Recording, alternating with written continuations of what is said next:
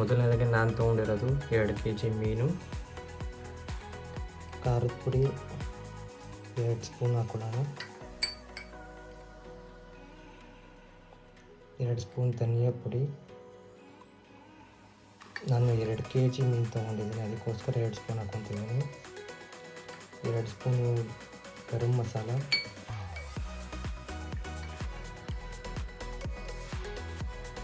ಮತ್ತು ಶುಂಠಿ ಬೆಳ್ಳುಳ್ಳಿ ಪೇಸ್ಟ್ 2 ಸ್ಪೂನ್ ಇದೆ, ಮತ್ತು ನಿಂಬೆಹಣ್ಣಿನ ರಸ,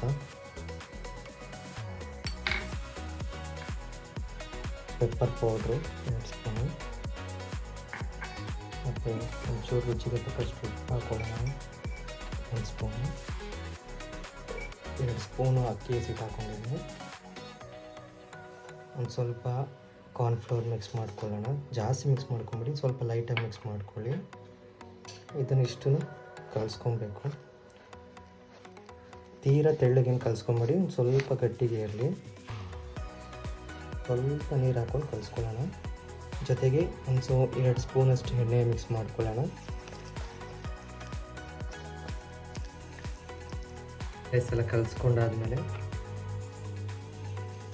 ಒಂದೊಂದೇ ಮೀನು ಎತ್ತಿಟ್ಕೊಂಡು ಜಸ್ಟ್ ಮೇಲ್ಗಡೆ ಮಾತ್ರ ಅಪ್ಲೈ ಮಾಡೋಣ. ಇದೇನು ಕಲಿಸಿದ್ದೀವೋ ಇದನ್ನು ಮಾತ್ರ. ಸೊ ಇದು ಅಪ್ಲೈ ಮಾಡಿ ನೀವು ಬೇಕಾದ್ರೆ ಪ್ಯಾನ್ ಮೇಲಾದರೂ ಇಡ್ಬೋದು, ಒಂಚೂರು ಎಣ್ಣೆ ಹಾಕಿ, ಇಲ್ಲ ಓವನ್ ಇದ್ದರೆ ಓವನಲ್ಲಾದ್ರೂ ಬೇಕಾದ್ರೆ ಯೂಸ್ ಮಾಡ್ಬೋದು. ಸೇಮ್ ಪ್ಯಾನಲ್ಲಿ ಹೆಂಗೆ ಯೂಸ್ ಮಾಡ್ತೀರೋ ಎಣ್ಣೆ ಹಾಕಿ ಓವನಲ್ಲಿ ಒಂಚೂರು ಪ್ಯಾನ್ ಕೊಟ್ಟಿದ್ದಾರಲ್ಲ ಅದ್ರ ಮೇಲೆ ಒಂಚೂರು ಎಣ್ಣೆ ಹಾಕಿ 2 ಸೈಡೂ ಸುತ್ತ ಇದೆಲ್ಲ ಅಪ್ಲೈ ಮಾಡಿ. ಸೊ ಸೇಮ್ ಓವನ್ ಪ್ಯಾನಲ್ಗೆ ಒಂದು ಸ್ವಲ್ಪ ಆಯಿಲೆಲ್ಲ ಅಪ್ಲೈ ಮಾಡಿ.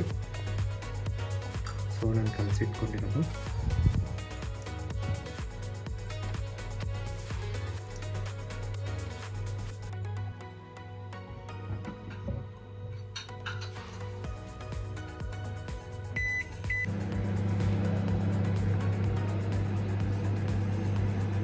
ಸೊ ಗೈಸ್ ಇವಾಗ ಫೈನಲಿ ಓವನಿಂದ ತೆಗೆದಿದ್ದೀನಿ.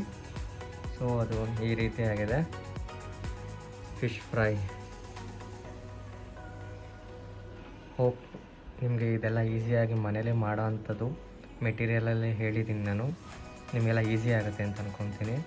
ಇಲ್ಲಿಗೆ ಈ ಲಾಗ್ ಎಂಡ್ ಮಾಡ್ತೀನಿ.